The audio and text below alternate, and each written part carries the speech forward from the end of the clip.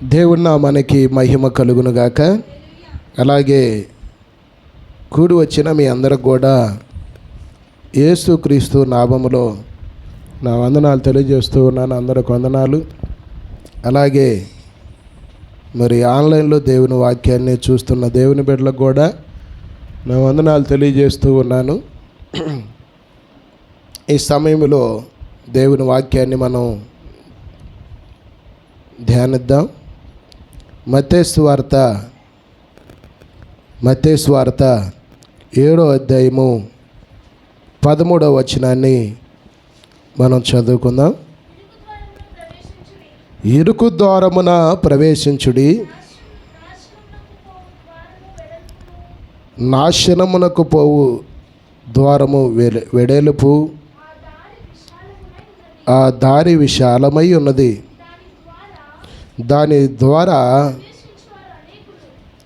దాని ద్వారా ప్రవేశించువారు అనేకులు. చాలు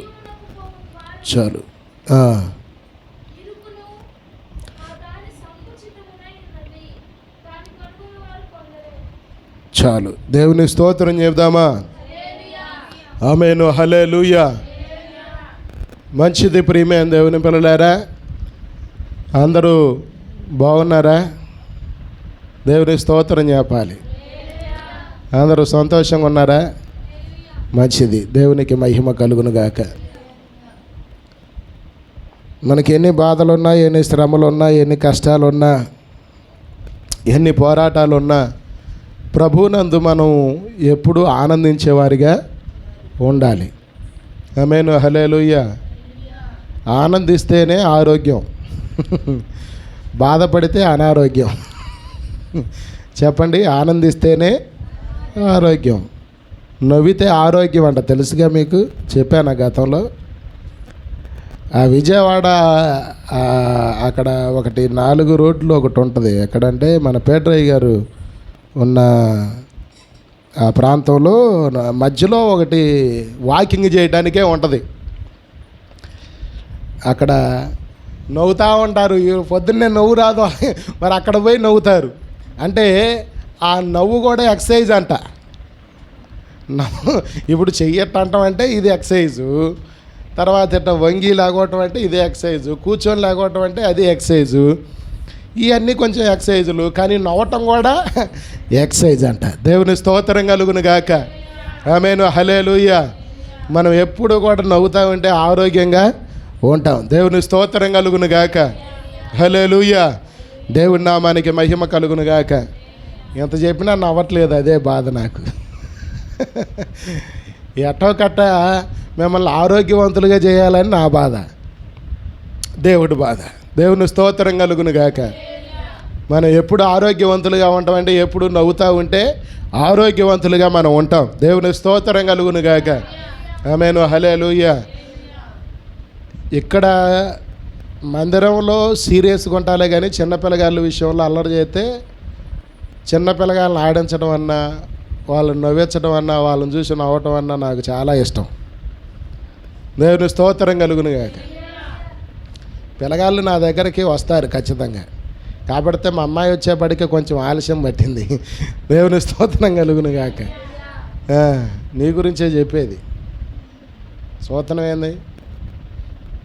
దేవుని స్తోత్రం కలుగునుగాక. హల్లెలూయా. అది ఆరోగ్యం మనకి మంచిది. దేవుని స్తోత్రం కలుగునుగాక. వచ్చారా? ఎక్కారా బండి అందరూ? ఇంకెవరన్నా మిగిలిపోయారా? ఎక్కారా ట్రైను? రక్షణ ట్రైను? మంచిది. దేవుని స్తోత్రం కలుగునుగాక. మంచిది. ఇప్పుడు దేవుని వాక్యాన్ని మనం జ్ఞాపకం చేసుకుందాం. ఇరుకు ద్వారమును ప్రవేశించుడి,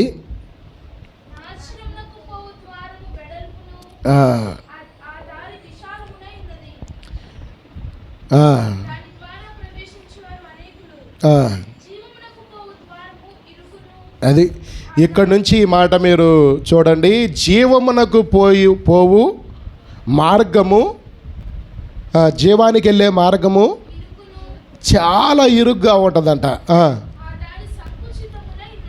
అది దేవునికి స్తోత్రం కలుగునుగాక. ఆ ఇరుకు ద్వారమున ప్రవేశించాలంట మనం. దాన్ని కనుగొనేవారు ఎంతమంది అంటే కొందరేనంట. ఆమేను, హల్లెలూయా. చెప్పండి, ఎందరంట? అసలు అంటే మనం ఏ ద్వారాన్ని వెళ్ళాలి? అసలు ఇరుగ్గా ఉంటే కూర్చుంటామా? మనం బస్సులో ఇరుగ్గా ఉంటేనే అమ్మో, విజయవాడ బస్ స్టాండ్కి వెళ్ళామనుకో, ఈయన బస్సు వచ్చింది, ముందు కిటికీల వైపు చూస్తాం. ఎందుకని? జనాలు ఫుల్గా ఉన్నారా, కూర్చున్నారా, నిలబడి ఉన్నారా, సీట్లు ఖాళీగా ఉన్నాయా, లేవా? అంటే జనాలందరూ కూడా ఏం కోరుకుంటున్నారంటే ఫ్రీడమ్ కోరుకుంటున్నారు.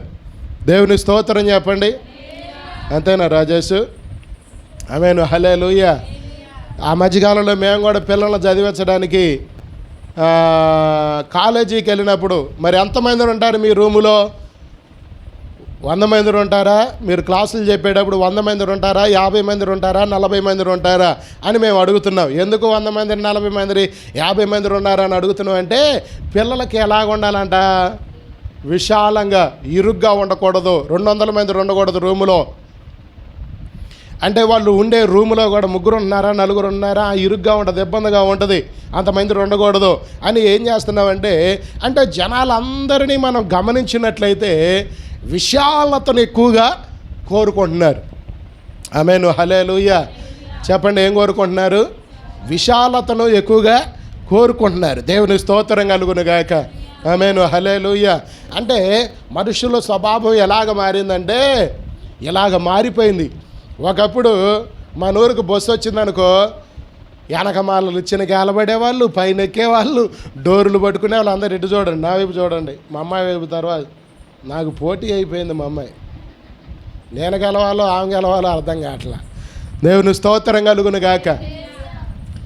అవునా కాదా? అప్పుడు వెనకటి దినాల్లో అంటే చాలా ఒక 15 సంవత్సరాల క్రితం అప్పుడు మనం చూస్తే బస్సులకి ఏలాడబడేవాళ్ళు, లుచ్చనకి ఏలాడబడేవాళ్ళు, పైన ఎక్కేవాళ్ళు, లోన ఫుల్ అయిపోయేది, నిలబడిపోయేవాళ్ళు, డోర్లకి ఏలాడబడిపోయేవాళ్ళు. అలాంటి పరిస్థితులు మనం చూసాం. కానీ ఇప్పుడు మాత్రం అలాంటి పరిస్థితి లేదు. అలాంటి పరిస్థితుల్లో ఉన్నా కానీ ఎక్కరు. మరి ఇప్పుడు ఫ్రీ బస్ అంటున్నారు, ఏమన్నా విస్తరణ అయిద్దేమో. దేవుని స్తోత్రం కలుగును గాక. ఫ్రీ బస్ అంటే అందరికి ఈరులే, ఏదో కొందరికే, స్త్రీలకు మాత్రమేనంట. మళ్ళీ పురుషులు డబ్బులే కాబట్టి వీళ్ళు బండ్లు వేసుకొని పోవాలేక.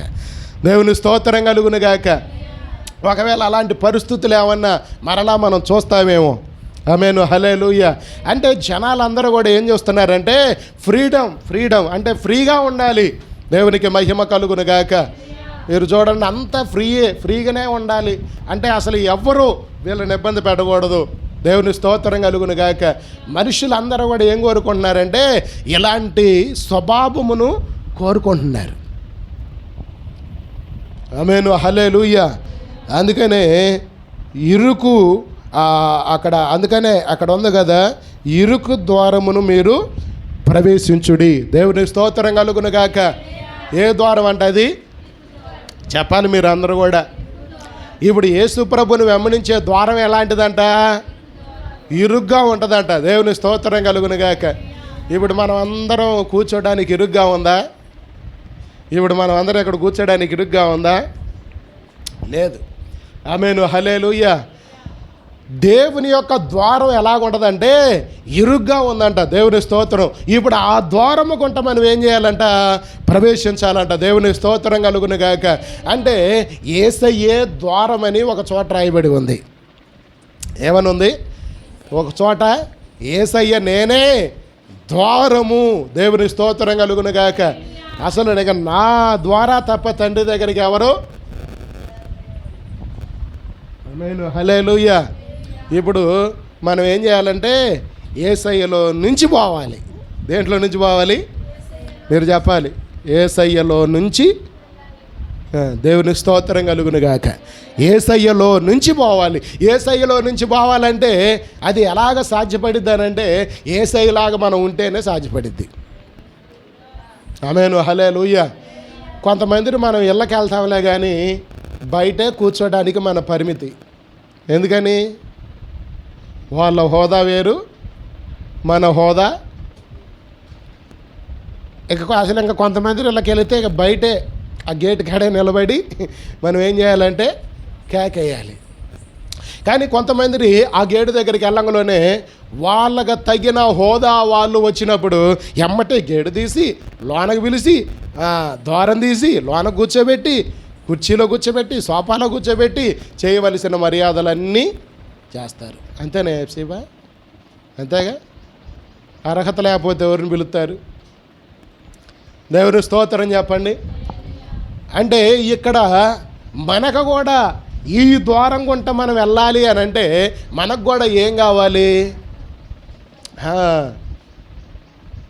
దేవునికి స్తోత్రం కలుగును గాక. యేసయ్య ద్వారములో గుంట మనం పరలోకానికి ప్రవేశించాలంటే మనకి ఏమై ఉండాలంటే మనకి అర్హత కలిగి మనం ఉండాలి, యోగ్యత కలిగి మనం ఉండాలి, పరిశుద్ధ జీవితం కలిగి ఉండాలి, పవిత్రమైన జీవితం కలిగి ఉండాలి. ఆమేను, హల్లెలూయా.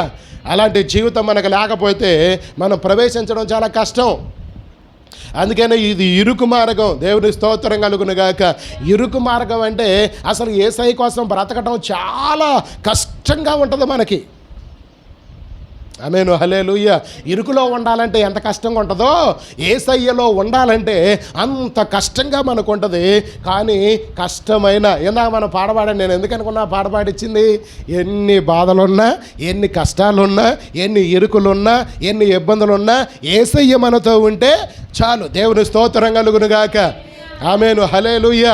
మనకి టికెట్ అయితే వచ్చిందిలే, కానీ ఇప్పుడు ట్రైన్ మాత్రం ఎక్కాలి. మనం ఆ ద్వారం కొట్ట మనము ప్రవేశించాలి. దేవుని స్తోత్రం కలుగును గాక. టికెట్ అంటే నీకు దేవుడు ఏం చేశాడంటే పాపము నుంచి ఏం చేశాడంటే విడిపించాడు, రక్షణ ఇచ్చాడు, సంఘంలో చేర్చాడు. ఇప్పుడు మనం ఏం చేయాలయ్యా అంటే ఆ రక్షణ బండి మనము ఎక్కాలి. దేవునికి స్తోత్రం కలుగును గాక.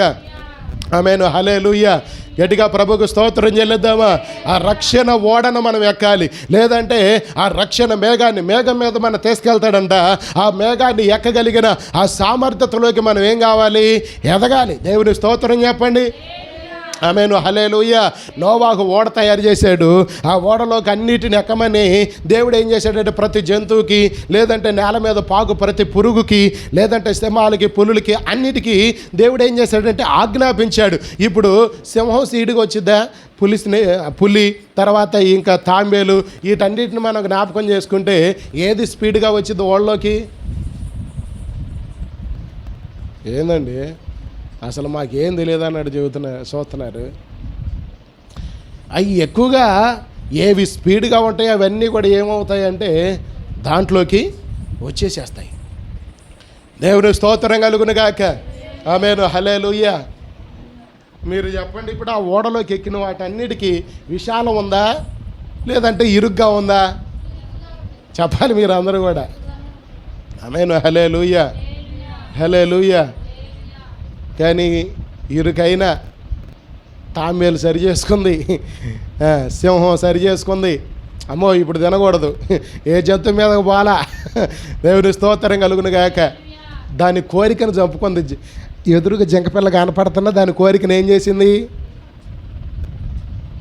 ఆమేను, హల్లెలూయా, హల్లెలూయా. ఇక మీరు ఆలోచన చేయండి. అన్నిటి గురించి చెప్పాలంటే సమయం ఎక్కువ ఇదిలే, కానీ ఇప్పుడు వాటికి చాలా కోరికలు ఉన్నాయి. తాంబేలు ఎక్కడ ఉండాలి చెప్పండి? మీరు మంచోళ్ళేగా చెబుతారుగా. నేలల్లో ఉండాలి. కప్ప కూడా ఎక్కడ ఉండాలి? అసలు దేవుడు ఆశ్చర్యం ఏందో, వాటికి కావాల్సిన ఆరోగ్యాలన్నీ ఆ ఓడలోనే ఉంచాడు దేవుడు. నేలల్లో కప్ప లేకపోతే బతకలేదు, అది దానికి చల్లదనం లేకపోతే బ్రతకలేదు, అది చచ్చిపోయింది. ఆమేను, హల్లెలూయా, హల్లెలూయా, హల్లెలూయా. ఇప్పుడు పాము కూడా ఎక్కింది అనుకోండి. ఆ ఓడ ఎక్కితే ఇప్పుడు కప్పను చూస్తే దీనికి నోరు ఊరతా ఉంటుంది. దాని కోరికను ఏం చేసింది? ఆమేను, హల్లెలూయా. ఇప్పుడు మనం అందరం కూడా రక్షణ అనే ఓడ ఎక్కాము. ఇప్పుడు మన కోరికలన్నిటిని మనం ఏం చేయాలి? చెప్పాలి మీరు ఇప్పుడు. దేవుని స్తోత్రం కలుగును గాక. మన ఆశలు, మన కోరికలు, వీటన్నిటిని మనం చంపుకోగలిగితేనే ఆ ఇరుకు ద్వారాన మనం ఏం చేయగలుగుతాం? ప్రవేశించగలుగుతాం. దేవుని స్తోత్రం కలుగునుగాక. ఆమేను, హల్లెలూయా. సింహానికున్న స్వభావమును చంపేసుకుంది, పులికున్న స్వభావమును చంపేసుకుంది, అలాగే పాముకున్న స్వభావమును చంపేసుకుంది. ఇంకా రకరకాల జంతువులు, రకరకాల పాకు పురుగులు, మిడతలు అవన్నీ కూడా ఆ ఓడలో ఉన్నాయి. వాటికున్న కోరికలన్నిటిని చంపేసుకొని దేవుడు చెప్పిన ఆజ్ఞలకు అవి లోబడ్డాయి. దేవునికి స్తోత్రం కలుగునుగాక. చప్పట్లు కూడా దేవుడి నామాన్ని కనపడదామా? ఆమేను, హల్లెలూయా. ఇప్పుడు మనం కూడా ఎలాంటి వారు అని చెప్పండి? మనం కూడా ఎలాంటి వారని చెప్పండి? కొంతమంది మందంగా ఉంటారు. దేవుని స్తోత్రం చెప్పండి. హల్లెలూయా, హల్లెలూయా. కొంతమంది ఎలాగుంటారు? తేలులాగా ఉంటారు. కొంతమంది ఎలాగుంటారు? కాలు చేయరు. కొంతమంది ఎలాగా? ఇవన్నీ మన ఇంటి పేరులే. దేవుని స్తోత్రం కలుగును గాక. అంటే మనకి కొన్ని పేర్లు పెడతారు జనాలు. ఆమేను, హల్లెలూయా, హల్లెలూయా.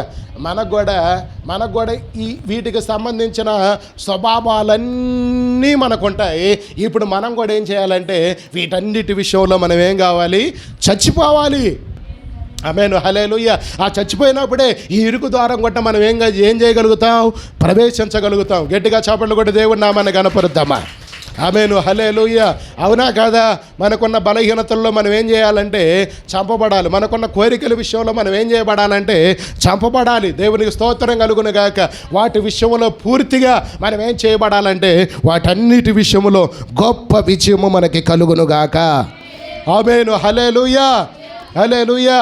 స్వభావమును మార్చుకుంటేనే మనందరికీ ఏమొచ్చింది? రక్షణ మనకి. ఇప్పుడు వాటి స్వభావాలన్నీ మార్చుకున్నాయండి. మార్చుకోబట్టే వాడికి ఏమొచ్చింది? మరలా మీరు అందరూ చెప్పాలి. ఎఫ్సీబా వాటి స్వభావం మార్చుకోబట్టేగా ఆ 40 రాత్రులు, ఆ 40 పగళ్ళు కురిసిన వర్షము, ఆ వరదకి, ఆమేను, హల్లెలూయా, ఆ వరద ప్రవాహములు అవి కొట్టుకొని పోకుండా, చచ్చిపోకుండా, వాటికి అంతము లేకుండా జరిగింది. అంటే పూర్తి సమాధి కార్యక్రమం జరగకుండా మరలా అవి చిగురించడానికి, అభివృద్ధి చెందడానికి, మరలా విస్తరణ జరగడానికి దేవుడు కార్యం చేశాడు. ఆమేను, హల్లెలూయా. లేదంటే అక్కడ సింహం కనుక తిరగబడ్డదనుకో, దాన్ని అమ్మటే డోరు తీసి ఏం చేయాలి? పంపించాలి. ఆమేను, హల్లెలూయా. మనం అలాగ అవుదామా? ఆమేను, హల్లెలూయా. ఇరుకు ద్వారమున ప్రవేశించాలి. మనం చాలా ఇరుగ్గా ఉంటుంది, చాలా ఇబ్బందిగా ఉంటుంది. అయినా సరే దేవుని కొరకు మనం ఏం చేయాలంటే నమ్మకస్తులుగా మనము జీవించాలి. ఆమేను, హల్లెలూయా, హల్లెలూయా. అది అందరూ కనుగొనరంట, కొందరే కనుగొంటారంట. ఆ కనుగొనే కృప దేవుడు ఎవరికి ఇచ్చాడయ్యా అంటే మనకిచ్చాడు. అవునా కాదా? మీరు అందరూ చెప్పండి. అందరూ దాన్ని కనుగొనరంట. ఇప్పుడు చాలామంది దీన్ని గుర్తుపట్టలేదు. చాలామంది దీని గురించి అసలు తెలియదు. కానీ మనకు తెలిసింది, మనం గుర్తుపట్టాం. మనం అందుకనే దీంట్లో ప్రవేశించాలని, దీంట్లోకి మనం వెళ్ళాలి, దేవుడి కొరకు మనం బ్రతకాలి, జీవించాలి అని మనం అందరం వచ్చిన మనం ఏం చేయాలంటే దేవుని కొరకు నమ్మకస్తులుగా మనము బ్రతకాలి. దేవునికి మహిమ కలుగును గాక. ఆమేను, హల్లెలూయా. నీ జీవితంలో ఎన్నో నీ ముందుకు వస్తాయి. ఎన్నో ఆశలని ముందుకు సైతానుగాడు తీసుకొస్తాడు. ఎన్నో సమస్యలని ముందుకు తీసుకొస్తాడు. ఎన్నో ఇబ్బందులని ముందుకు తీసుకొస్తాడు. ఎన్నో పోరాటాలని ముందుకు తీసుకొస్తాడు. అయినా సరే దేవుని కొరకు మనం నిలబడాలి. ఆమేను, హల్లెలూయా. అంటే ఇరుకు ద్వారాన్ని ప్రవేశిస్తూ ఉన్నప్పుడు అన్ని ఇబ్బందులే మనకి. ఇరుకు ద్వారాన్ని పోవాలంటే మనకి ఇబ్బందే కదండి. ఆమేను, హల్లెలూయా. ఇరుకులో కూర్చోవాలన్న కష్టం, అక్కడ కష్టం ఉంటుంది, అక్కడ శ్రమ ఉంటుంది, అక్కడ చెమట కాల్చాల్సి వస్తుంది. ఇరుకులో కూర్చుంటే మనం ఏమీ కష్టపడకపోయినా ఏం గారిద్ది? చెమట అసలు ఎప్పుడు గారిద్ది చెప్పండి. తెలిసిన విషయాలు, నేనే కొత్త విషయాలు అడగట్లేదు. నేనేమి అసలు పెద్ద చదువు చదివినోడు కూడా కాదు. ఆమేను, హల్లెలూయా, హల్లెలూయా. మొన్న ఇక్కడ మన మీటింగ్ పెట్టాం, ఇసురుకుంటున్నారు జనాలు, ఫుల్ అయ్యారు కదా దీంట్లో. ఒక్కొక్కరు ఏమవుతున్నారు? బయటకు వస్తున్నారు. విశాలంగా ఉన్న చోట ఏం జరిగిద్దంటే గాలి. ఆమేను, హల్లెలూయా. ఇరుకుగా ఉన్న చోట అంటే అసలు ఇరుకు మార్గం అనేదే శ్రమతో కూడుకున్నదై ఉన్నది. ఆమేను, హల్లెలూయా. ఈ ఇరుకు మార్గంలో నేను ప్రవేశించగలుగుతానని, నువ్వు ప్రవేశించగలుగుతావని దేవుడు ఏం చేశాడంటే మనందరిని నమ్మి దేవుడి రక్షణ భాగ్యాన్ని దేవుడు మనకి ఇచ్చాడు. దేవునికి స్తోత్రం కలుగును గాక. ఆమేను, హల్లెలూయా. దీనికోసం మనం ఏం చేయాలంటే అక్కడ ఒక మాట ఉంది, మీరు ఆ మాటను మీరు గమనించండి ప్రియమైన దేవుని పిల్లలారా. లోకాసు వార్త 13వ అధ్యాయము 24వ వచనం.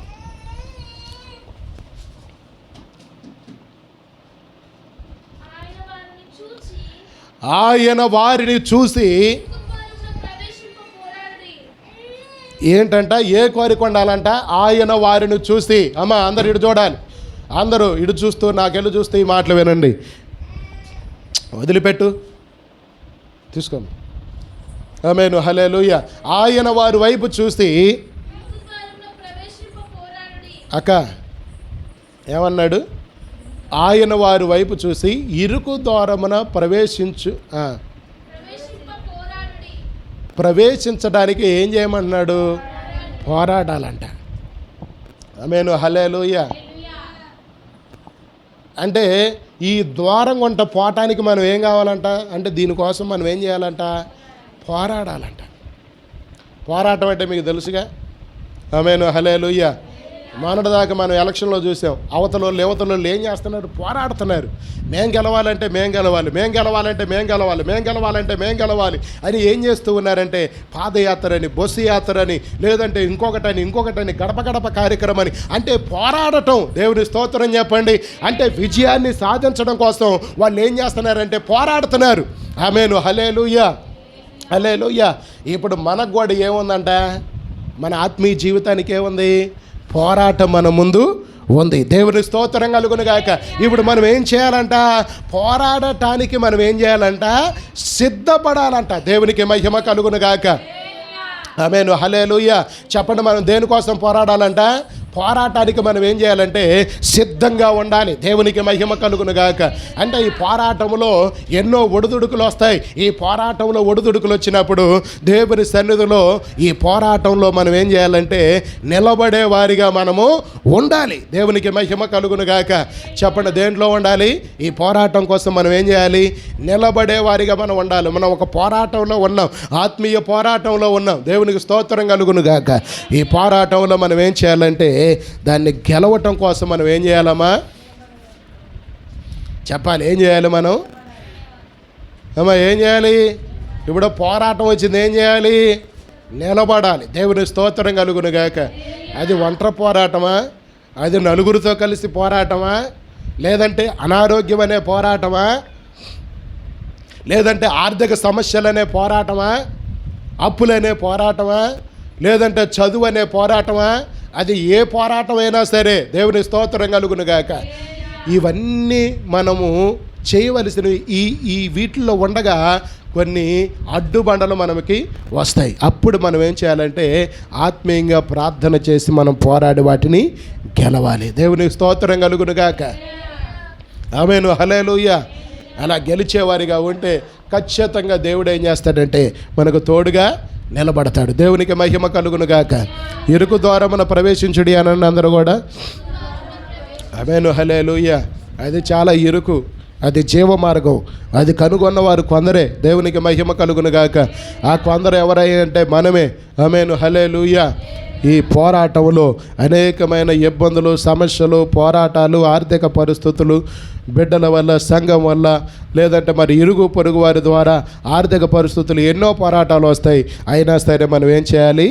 దేవుని కొరకు మనము నిలబడాలి. ఆమేను, హల్లెలూయా. అట్టి కృప దేవుడు మనందరికి అనుగ్రహించునుగాక. ఆమేను, హల్లెలూయా. ఆ తర్వాత దీనికోసం మనం ఏం చేయాలి? పోరాడేవారిగా ఉండాలి. పోరాటం అంటే తెలుసుగామా? ఆమేను, హల్లెలూయా. పోరాడేవారిగా ఉండాలి. ప్రతి విషయం మీద మనం పోరాడతాం. ఆమేను, హల్లెలూయా. మనం ఏం చేస్తాం? ఒక పథకం మనకు అందలేదనుకో ఏం చేస్తాం? పోరాడతాం. విత్తనాన్ని విత్తామనుకో ఏం చేస్తాం? పోరాడతాం. దాని మీద మనకి విజయము రావాలి. ఇప్పుడు ఆ విత్తనం వేసిన తర్వాత ఇంకొక శత్రు అంటే కలుపు కూడా పుట్టిద్ది. మనం ఏం చేస్తాం? దాని మీద పోరాడతాం. దేవుని స్తోత్రం కలుగును గాక. అంటే విజయాల కొరకు మనం ఏం చేస్తామంటే భౌతిక సంబంధమైన విజయాల కొరకు మనం పోరాడేవారిగా ఉన్నట్లుగానే ఆత్మ సంబంధమైన విషయాల మీద కూడా మనం ఏం చేయాలి? పోరాడేవారిగా మనము ఉండాలి. దేవునికి మహిమ కలుగును గాక. ఆమేన్, హల్లెలూయా. ఇక ఆత్మ సంబంధమైన విషయాలంటే మీకు తెలియదు ఏముంది? వాక్యం కోసం నిలబడటమే. చెప్పండి అమ్మా. వాక్యం కోసం నిలబడటమే ఆత్మీయ పోరాటం. వాక్యం కోసం నిలబడ్డప్పుడు నీకేం వచ్చింది? శ్రమ వచ్చింది. వాక్యం కోసం నువ్వు నిలబడ్డప్పుడు నీకేం వచ్చింది? ఇరుకు వచ్చింది. వాక్యం కోసం నువ్వు నిలబడ్డప్పుడు ఏమొచ్చింది? నీకు బాధ కలిగింది. ఆమేన్, హల్లెలూయా, హల్లెలూయా. ఎందుకంటే ప్రియమైన దేవుని పిల్లలారా, ఆ రోజు యేసు ప్రభు సంచరిస్తున్న దినాల్లో కూడా వాక్యాన్ని బట్టి అందరికీ బాధ కలిగి ఆయన సిలువ వేశారు. ఆయన మాటలు నచ్చకే సిలువేశారు. ఆయన విధానం నచ్చకే సిలువేశారు యేసయ్యని. దేవునికి స్తోత్రం కలుగును గాక. ఆయన చేసిన మంచి పనులు ఒక్కళ్ళు కూడా గుర్తించలేదు. చనిపోయిన వారిని బ్రతికించారు, మోగవారికి మాటనిచ్చారు, కుంటివారికి నడకనిచ్చాడు. ఇవేవి కనిపెట్టలేదులే కానీ, ఇవేవి గుర్తించలేదులే కానీ, ఆయన ఏ మాటలైతే చెప్పాడో ఆ మాటలు వాళ్ళు తీసుకోలేకపోయారు. ఆమేన్, హల్లెలూయా. వాటిని అంగీకరించలేకపోయారు, వాటి ప్రకారం నడవలేకపోయారు. అందుకనే యేసయ్యని ఏం చేశారంటే, అసలు యేసయ్య లేకపోతే అసలు ఈ మాటలే ఉండవని ఆయన ఏం చేశారు? సిలువేశారు. ఆమేన్, హల్లెలూయా. మీరు చూడండి ప్రియమైన దేవుని పిల్లలారా, మంచి చెప్పేవాడిని ఎప్పుడు కూడా ఎవరు చారనివ్వరు. గుర్తుపెట్టుకోండి. మీరు బైబిల్లో మనం ఫస్ట్ కాడి నుంచి చదివిన ప్రవక్తలను ఏం చేశారంటే, మంచి చెప్పుకుంటూ వస్తున్న ప్రవక్తలను చంపుకుంటూ వచ్చారు. నువ్వు చెప్పొద్దు, మమ్మల్ని వ్యభిచారం చేయొద్దని చెప్పడానికి నువ్వెవడవి అని ఏం చేశారంటే రాళ్ళు వేశారు. దొంగతనం చేయొద్దని చెప్పడానికి నువ్వెవడవి అని రాళ్ళు వేశారు. అలాగా చిత్రహింసలకి గురి చేశారు భక్తులందరిని కూడా. ఆమేన్, హల్లెలూయా. మన దేశానికి వచ్చిన తోమ ఏం చేశాడండి? మనకు సువార్త ఆయన ద్వారానే అందింది. ఆయన ప్రార్థన చేస్తూ ఉండగా పీట తీసుకొని వచ్చి అలాగ పొడిచి చంపేశారు. మరి ఆయన తీసుకొచ్చిన సువార్త ఇవాళ ప్రపంచానికి, మన భారతదేశానికి ఎంతో ఆశీర్వాదం కదా. ఎన్ని సంఘాలు, ఎంతమందిని మారారు, ఎంతమందిని తాగుబోతులు, తిరుగుబోతులు, పలు విధములైన వ్యసనాలకు బానిసైన వారందరూ కూడా ఏం చేయబడ్డారు? రక్షించబడ్డారు. ఆమేన్, హల్లెలూయా. విడిపించబడ్డారు, విమోచించబడ్డారు. ఇవాళ ఆయన చేసిన సువార్త మన దేశానికి ఆశీర్వాదకరంగా మారింది కదా. ఆమేన్, హల్లెలూయా. కనుక ప్రియమైన దేవుని పిల్లలారా, ఎరుకు ద్వారమున మనం ప్రవేశించడానికి పోరాడేవారిగా ఉండాలి. వాక్యం కోసం నిలబడ్డప్పుడు మనకు శ్రమలు వస్తాయి. ఆమేన్, హల్లెలూయా. చెప్పండి, వాక్యం కోసం పోరాడినప్పుడు మనకేమొస్తాయి? వాక్యం కోసం నిలబడ్డప్పుడు మనకేమొస్తాయి? శ్రమలు వస్తాయి. దేవునికి స్తోత్రం కలుగును గాక. ఇప్పుడు మనం కూడా నువ్వు అది చేయొచ్చు, నువ్వు ఇది చేయొచ్చు, నువ్వు అడు పోవచ్చు, నువ్వు ఇటు పోవచ్చు అంటే మన సంఘం నిండిపోయిద్దండి. నిండదా? మీరు చెప్పండి అక్క, నిండిద్దా నిండదా? నువ్వు ఏమైనా చేయొచ్చు, మా సంఘానికి రా అని అన్నావనుకో, నిండిపోయిద్దా నిండదా? మా బాప్తీసం తీసుకో అంటే ప్రభు అంటే ఇష్టపడే వాళ్ళు ఉన్నారులే కానీ ప్రభు వాక్యానుసారంగా నడవటానికి ఎవరో ఇష్టపడట్లేదు. ఆ దేవుడు అంటే నాకు కూడా ఫోటో ఉంది చూడండి, ఆయనకి ఫోటో చూపిస్తారు. దేవుని స్తోత్రం కలుగును గాక. ఇప్పుడు మనం ఈ మొన్న మీటింగ్ అప్పుడు అన్ని ఇళ్ళకి తిరుగుతుంటే చక్కగా నన్ను గౌరవించారు, చక్కగా మనం ఇచ్చిన పాంప్లెట్ తీసుకున్నారు. ఆమేన్, హల్లెలూయా. వస్తామయ్య గారు అన్నారు. కానీ దేవుడి కొరకు నిలబడతారంటే నిలబడలేరు. నువ్వేమి చేయాల్సిన అంత అవసరం లేదు. మేము బాప్తీసం చర్చిలోకి రా, అటు బావచ్చు ఇటు బావచ్చు అంటే ఖచ్చితంగా వస్తారు. ఆమేన్, హల్లెలూయా. వాక్యం కోసం నిలబడటమే చాలా కష్టం. ఇది ఇరుకైన ద్వారం. వాక్యం కోసం నిలబడటమే మనకి శ్రమలు. ఆమేన్, హల్లెలూయా, హల్లెలూయా. ఖచ్చితంగా మనం ఏం చేయాలంటే వీటి విషయంలో నమ్మకంగా నిలబడాలి, పోరాడాలి, గెలవాలి. అలా మేము నిలబడతాం, గెలుస్తాం, పోరాడతాం అన్న వాళ్ళు దేవుని స్తోత్రం చెప్పండి. సంతోషంగా చెప్పట్లే, అదే బాధ. గట్టిగా చెప్పాలి. ఆమేన్, హల్లెలూయా. నిలబడతారా? గట్టిగా రాని నిలబడతా, గట్టిగా పోరాడతా, గెలుస్తా. దేవుని స్తోత్రం కలుగును గాక. హల్లెలూయా. మనం నిలబడాలి. అమ్మాయి చేతులు ఎత్తుతుంది. దేవుని స్తోత్రం కలుగును గాక. నిలబడాలి. మనం నిలబడినప్పుడే ఖచ్చితంగా మనం దేవుని కార్యాలను మనం చూడగలుగుతాం. మనం నిలబడట్లేదు కాబట్టి దేవుని కార్యాలు మనము చూడట్లేదు. దేవుని స్తోత్రం చెప్పండి. ఆమేన్. హల్లెలూయా. మీరు బాధపడమాకండే కానీ ప్రియమైన దేవుని పిల్లలారా, రాత్రులు దేవుని సన్నిధిలో గడపడం చాలా ఆశీర్వాదం. మీరు ఆ ఒక్క ప్రార్థన చేసి చూడండి. ఆల్ నైట్ ప్రేయర్కి మీరు రావట్లేదులే కానీ రావటానికి ప్రయత్నం చేయండి, ప్రార్థన చేయండి. మీకు ఆ దేవుడు నడిపింపు ఇవ్వాలని నేను ప్రార్థన చేస్తున్నాను. మీరు ఒక్కరోజు చేసి చూడండి. ఆ తెల్లారి మీ ఇంట్లో దేవుని మహిమ మీరే చూస్తారు కల్లారా. ఆమేన్. హల్లెలూయా. అసలు ఆ ప్రశాంతత వేరు, ఆ సమాధానం వేరు, ఆ సన్నిధి వేరు, ఆ ప్రభావం వేరుగా ఉంటుంది. ఆమేన్. హల్లెలూయా. అట్టి కృప మనందరి మీదకి వచ్చునుగాక. ఆమేన్. హల్లెలూయా. రాత్రంతా యాకోబు ఏం చేశారు? పోరాడాడు. ఆశీర్వాదం వచ్చింది. గట్టిగా చప్పట్లు కొట్టి దేవుడి నామాన్ని గణపరచండి. రాత్రిరంతా తెల్లవారిపోతుంది. అమ్మా తెల్లవారిపోతుంది. నన్ను విడిచిపెట్టి నేను పోతాను అంటున్నాడు దేవుడు. నువ్వు నన్ను ఆశీర్వదిస్తేనే నిన్ను విడిచిపెడతానన్నాడు. తొంటినిరిచాడు దేవుడు. అయినా సరే నొప్పి కలిగింది. అయినా సరే నిన్ను మాత్రం నేను విడిచిపెట్టను, నువ్వు నన్ను ఆశీర్వదిస్తేనే తప్ప నిన్ను నేను విడిచిపెట్టను అని ఏం చేశాడు? రాత్రంతా పోరాడాడు. అప్పుడు దేవుడు ఏం చేశాడంటే ఆశీర్వాదాన్ని తన మీద కుమ్మరించాడు. చంపడానికి వచ్చిన అన్న మిత్రుడయ్యాడు. గట్టిగా చంపండి కూడా దేవుడి నామని కనపరచండి. అది రాత్రులు జరిగే ప్రార్థనకి ఉన్న ఆశీర్వాదము. అది దేవుని స్తోత్రం చెబుదామా? యేసన్న గారి మందిరాల్లో రాత్రులు ప్రార్థనలు జరుగుతాయి, తెల్లవారులు ప్రార్థన చేస్తారు. అందుకని వారి సంఘం కానీ పరిచర్య కానీ ఆశీర్వదించబడ్డది. నేను కూడా మన సంఘం పరిచర్య సంఘ బిడ్డలు ఆశీర్వదించబడాలనే నేను కూడా ఆల్రెడీ ప్రేయర్ పెట్టాను. దాన్ని మీరు గుర్తుంచుకోండి. మీ ఆశీర్వాదం కోసమే, నా ఆశీర్వాదం కోసం కూడా నేను ఈ ప్రయాసపడుతున్నా. దేవుని స్తోత్రం కలుగును గాక. కనుక దేవుడు మీకు అట్టి కృప అనుగ్రహించును గాక. తర్వాత విశాల మార్గం, ఆ మాట గురించి మనం విశాల మార్గం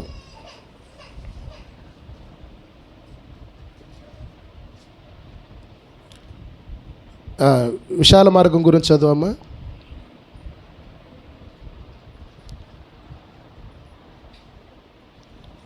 అప్పుడే బైబిల్ మూసినాం. ఆయన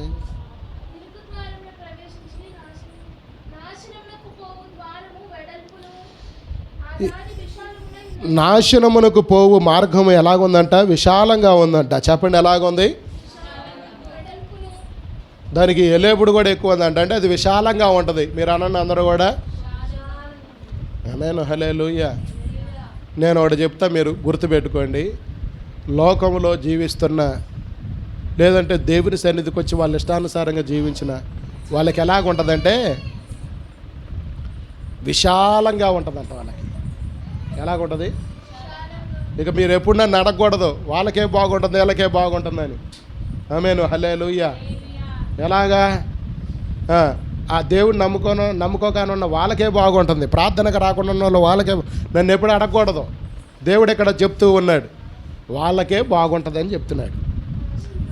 వాళ్ళకే విశాలంగా ఉంటుంది, వాళ్ళకే బాగుంటుంది. అయితే వాళ్ళు వెళ్ళే మార్గం ఎలాంటిదంట?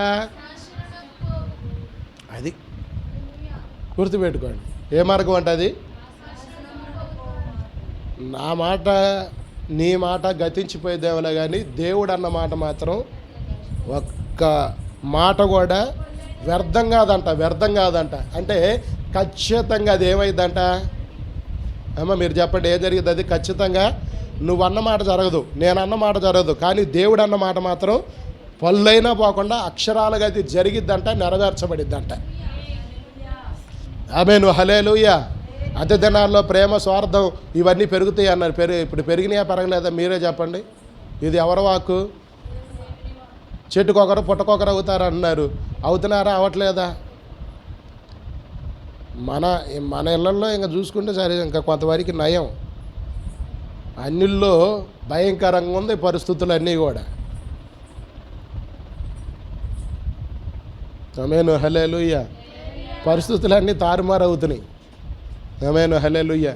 ఇది ఎవరు చెప్పిందంటే దేవుడు చెప్పింది. కులం వచ్చిద్ది, కుల ఫీలింగ్ వచ్చిద్ది, మత ఫీలింగ్ వచ్చిద్ది. అవన్నీ వస్తున్నాయా రావట్లేదా మీరు చెప్పండి?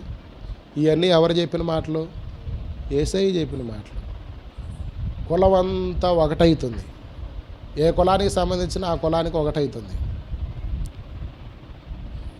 మాది నాయ బ్రాహ్మణుల సంఘం ఉంది, క్రైస్తవుల సంఘం ఉంది, ఎస్సీలు ఎస్టీల సంఘం ఉంది, బీసీల సంఘం ఉంది, కాపుల సంఘం ఉంది, కమ్మ సంఘం ఉంది. అసలు మొన్న ఎలక్షన్లో అయితే Kamma meeting, Kapu meeting, BC meeting, ST meeting, ST meeting అని ఏం చేశారంటే కులాలను ఐక్యపరుస్తూ ఉన్నారు. ఇది వాళ్ళు చేసేది కాదు, దేవుడు చెప్పాడు జరుగుతుంది. ఏం జరుగుతుంది? దేవుడు చెప్పాడు జరుగుతుంది. అంటే ప్రవచన నెరవేర్పు మనం చూస్తున్నాం. దేవుని స్తోత్రం కలుగును గాక. ఆమేను, హల్లెలూయా. నేను ఎందుకు ఇవన్నీ గుర్తు చేస్తున్నానంటే దేవుడు చెప్పింది ఖచ్చితంగా జరిగిద్ది. వారికి ఇప్పుడు విశాలంగానే ఉంటుంది, కానీ ఆ మార్గం ఎలాంటిదంట? నాశనకరమైన మార్గం అంట. అది ఏ మార్గం అక్క? ఏ మార్గం అది? నాశనము చేసే మార్గం అంట. దేవుని స్తోత్రం కలుగును గాక. హల్లెలూయా. అది నాశనానికి నడిపించిద్ది. వాళ్ళు ఏమనుకుంటారంట? సామెతల గ్రంథము 16వ అధ్యాయం 25వ వచనం. వాళ్ళు ఏమనుకుంటారు? వాళ్ళ మనసులో ఏమనుకుంటారో ఆ మాటను కూడా మనం జ్ఞాపకం చేసుకుందాం. ఒకని మార్గము, అక్కడ 16వ అధ్యాయము 25వ వచనం. ఆ మాట చదవండి. ఒకని మార్గము వాడి దృష్టికి ఎలా కనపడుతుందంట? అందరూ ఈ మాట గమనించాలి. ₹1,00,00,000 మాట ఇది. ఆమేను, హల్లెలూయా. ఒకని మార్గం వాడి దృష్టికి ఎలా కనపడుతుందంట? ఆమె ఎలా కనపడుతుందంట? వానికే కనపడుతుంది, అది ఎదుటోళ్ళకి కాదు కనపడేది. ఆమేను, హల్లెలూయా. వాడి మార్గం వాడికి ఎలా కనపడుతుందంటే యథార్థంగా కనపడుతుందంట. అయినను తుదకు అది ఏందంట? మరణమునకు చేర్చిద్దంట. దేవుని స్తోత్రం చెప్పండి. ఆమేను, హల్లెలూయా. అందుకనే మన ఆలోచనలు కరెక్ట్ అనుకోకూడదు. దేవుని స్తోత్రం కలుగును గాక. నువ్వు ఆలోచించే ఆలోచనకి దేవుడు చెప్పిన వాక్యానికి మ్యాచింగ్ అయితేనే నడవాలి. చెప్పండి. నువ్వు చేసే ఆలోచనకి దేవుడిచ్చిన వాక్యానికి మ్యాచింగ్ అయితేనే. అందరూ చెప్పండి, ఏం కావాలి? ఆమేను, హల్లెలూయా. అందరం మ్యాచింగ్ చీర, మ్యాచింగ్ డ్రెస్సులు అన్నీ కొంటున్నారు, బాగానే ఉంది. ఆమేను, హల్లెలూయా. అసలు నేను నడిచే నడక్కి దేవుడు చెప్పిన వాక్యానికి మ్యాచింగ్ అవుతుందా? అవ్వట్లేదు. చూసుకో. ఏ మ్యాచింగు? అయ్యగారు చెప్పినట్టు 3 సార్లు చెప్పండి, అట్టాగే అడుగుతున్నా. ఏ మ్యాచింగు? మ్యాచింగ్ ఉంటేనే అందంగా ఉంటారు. ఓ మాటలో చెప్పండి, మ్యాచింగ్ ఉంటేనే. ఈడే ప్యాంట్ ఒకటేసిండు, సొక్కా ఒకటేసిండు, బాగలా అని అంటాం. దేవుని స్తోత్రం కలుగును గాక. అలాగే ఏదన్నా ఫంక్షన్లో పోయేటప్పుడు మ్యాచింగ్ డ్రెస్సులు వేయకపోతే కట్టుకొని వచ్చి ముందు అందరు కనపడాలి, ఇంట్లో వాళ్ళు కనపడి చూపించి బాగుందా, జాకెట్ బాగలతి, సొక్కా బాగలతి, అమ్మగారండి ప్యాంట్ బాగలేదు అంటది. దేవుని స్తోత్రం కలుగును గాక. ఆమేను, హల్లెలూయా. ఒకరి గురించి చెప్పుకోవడం జరిగలే, మా గురించే మేము చెప్పుకుంటున్నాం. అంటే మ్యాచింగ్ లేకపోతే ఏమవుద్ది? బాగోదు. అసలు మనకున్న కళ, రూపం అంతా కూడా పోయిద్ది. ఆ సొక్కా వేసిన మొహమే, పెళ్ళి కూతురు ఏం సేరది, అసలు ఏమన్నా మ్యాచింగ్ అయిందా అని అంటాం. దేవుని స్తోత్రం కలుగును కాక. పెళ్ళికొడికి ఆ బట్టలు తెచ్చారు, అసలు వాళ్ళకి బుద్ధి ఉందా లేదా? మనకన్నా డబ్బులు ఇస్తే మనం అన్నా తెచ్చుకునే వాళ్ళం. అసలు మ్యాచింగ్ పెళ్ళికొడికేను ఆ వేసుకున్న బట్టలకి అసలు మ్యాచింగే కావట్లేదు. పెళ్ళి కూతురు కట్టుకున్న చీరకి ఆ కలర్కి అసలు మ్యాచింగే కావట్లేదు. అవును, మ్యాచింగ్ లేకపోతే అందంగా కనపడం. ఆమేను, హల్లెలూయా. నీట్గా కనపడం, కళ్ళ ఉండదు, ఏముండదు, అంతా పోయిద్ది. దేవుని స్తోత్రం కలుగును గాక. అందుకనే మనం కూడా ఆత్మీయ కళ మనలో కనపడాలంటే దేవుని వాక్యానికి, మనం నడిచే మార్గానికి మ్యాచింగ్ అవ్వాలి. ఏం కావాలి? దేవునికి స్తోత్రం కలుగును గాక. ఆమేను, హల్లెలూయా. ఏం కావాలి? ఏఫ్సీ బాయ్, ఏం కావాలి? మ్యాచింగ్ కావాలి. మనం నడిచే మార్గానికి, దేవుని వాక్యానికి ఏం కావాలంటే మ్యాచింగ్ కావాలి. దేవుని స్తోత్రం కలుగును గాక. అలా అయినప్పుడు ఖచ్చితంగా వాళ్ళు ఎలాగుంటారంటే అందంగా కనపడతారు. ఆమేన్, హల్లెలూయా. దేవుడిచ్చే అందం, దేవుడిచ్చే కళ, దేవుడిచ్చే మహిమ మన మీదకి బలంగా దిగి వచ్చింది. గట్టిగా చాపట్లు కూడా దేవుడి నామాన్ని కనపరచండి. ఆమేన్, హల్లెలూయా. చాలామంది ఏమనుకుంటున్నారంటే నేను నడిచే మార్గం కరెక్ట్ అనుకుంటున్నారు, నేను నడిచే నడక కరెక్ట్ అనుకుంటున్నారు, నా ఆలోచనలు కరెక్ట్ అనుకుంటున్నారు, తలంపులు కరెక్ట్ అనుకుంటున్నారు, చూపులు కరెక్ట్ అనుకుంటున్నారు, స్వభావం కరెక్ట్ అనుకుంటున్నారు, వారితో సవాసం చేస్తే కరెక్ట్ అనుకుంటున్నారు. పర్వాలేదులే అని ఏం చేస్తున్నారంటే అడ్జస్ట్మెంట్ అవుతున్నారు. అదంట ఏం చేసేదంట? మరణానికి నడిపించిందంట. దేవుని స్తోత్రం కలుగును గాక. కనుక ప్రియమైన దేవుని పిల్లలారా, మ్యాచింగ్ అవ్వాలి. నువ్వు ఎటుపోయినా దేవుని వాక్యానికి మ్యాచింగ్ అవ్వాలి. నీ ఆలోచన దేవుని వాక్యానికి మ్యాచింగ్ అవ్వాలి. నీ తలంపులు, అందరూ నా వైపు చూడండి, నేను ముగిస్తున్నా. నీ తలంపులు దేవుని తలంపులకి మ్యాచింగ్ అవ్వాలి. నీ ఆలోచనలు దేవుని ఆలోచనలకు మ్యాచింగ్ కావాలి. నీ నిర్ణయాలు దేవుని నిర్ణయాలు ఏం కావాలి? మ్యాచింగ్ కావాలి. దేవుడి స్తోత్రం కలుగును గాక. నువ్వు నడిచే మార్గం, దేవుడు నడిపించే మార్గం ఏం కావాలి? మ్యాచింగ్ కావాలి. దేవుని స్తోత్రం కలుగును గాక. మనం అంటాం నిజంగా దేవుడే ఇలాగ చేర్పించాడు అని అంటాం. అలాగా అందుకని దావీదు గురించి దేవుడు ఏమన్నాడంటే, దావీదు నా హృదయానుసారుడు. దేవుడు ఏదనుకుంటే అదే అనుకునేవాడంట. దేవుడు ఏది తలస్తే అదే తలిచేవాడంట. దేవుడు ఎలాగ నడిపించాలనుకుంటే అలాగే నడిచేవాడంట. దేవునికి స్తోత్రం కలుగును గాక. మనమందరం కూడా దావీదులాగా మార్చబడుదుము గాక. గట్టిగా చెప్పాలి, మనమందరం కూడా దావీదులాగా మార్చబడుదుము గాక. ఆమేన్, హల్లెలూయా, హల్లెలూయా. అట్టి కృప మనందరి మీదకి వచ్చును గాక. హల్లెలూయా. కనుక ఇక మీదట నీ ఆలోచనలు, నీ తలంపులు, నీ నిర్ణయాలు, నీ ప్రవర్తన, నీ స్వభావం దేవుని వాక్యానికి మ్యాచింగ్ అయితే దేవునికి స్తోత్రం. ఒకవేళ మ్యాచింగ్ లేకపోతే ఈరోజు దాన్ని నువ్వేం చేయాలి? ఈరోజే దాన్ని విడిచిపెట్టాలి. దేవునికి మహిమ కలుగును గాక. ఆమేన్, హల్లెలూయా. మీకు ఇప్పుడు పనులు లేవు కదా, ఒకరోజు ప్రత్యేకంగా ఉపవాస ప్రార్థన పెట్టబోతూ ఉన్నాను. దైవజనుని పిలుస్తాను, మీకు ముందే ఇన్ఫర్మేషన్ ఇస్తాను, ఖచ్చితంగా గుర్తుపెట్టుకోండి. దేవుని స్తోత్రం కలుగును గాక. ఒకరోజు ఉపవాసం ఉండే పనులు ఉన్నప్పుడు మీరు ఎలాగా పనులకు పోయి మళ్ళీ వచ్చి ప్రార్థనలో కూర్చోవాలంటే, ఇంట్లో పని చేసి బయట పని చేసి మళ్ళీ ప్రార్థనలో కూర్చోవాలంటే కొంచెం కష్టంగా ఉంటుంది. కాబట్టి మీకు ఆ పనులు భారం మీ మీదకి రాగతలికే మనం ఒక ప్రార్థన పెట్టుకోవాలి. తర్వాత జులై నెలలో అయ్యగారు దైవజనులు పేడ్రయ్య గారు వస్తారు. ప్రత్యేకంగా ఒక రోజల్లా మనతోనే ఉంటాడు. ఖచ్చితంగా ఉదయం ఒక సెక్షను, సాయంత్రం ఒక సెక్షన్ జరిగిద్ది. ఇవన్నీ గుర్తుపెట్టుకోండి, ప్రార్థన చేయండి. దేవుడి వాక్యం చేత మనందరం దేవుడు దీవించును గాక. ఆమెను ప్రార్థన చేసుకుందాం. దేవుని సన్నిధిలో మోకరించండి. ఆమెను, హల్లెలూయా, హల్లెలూయా.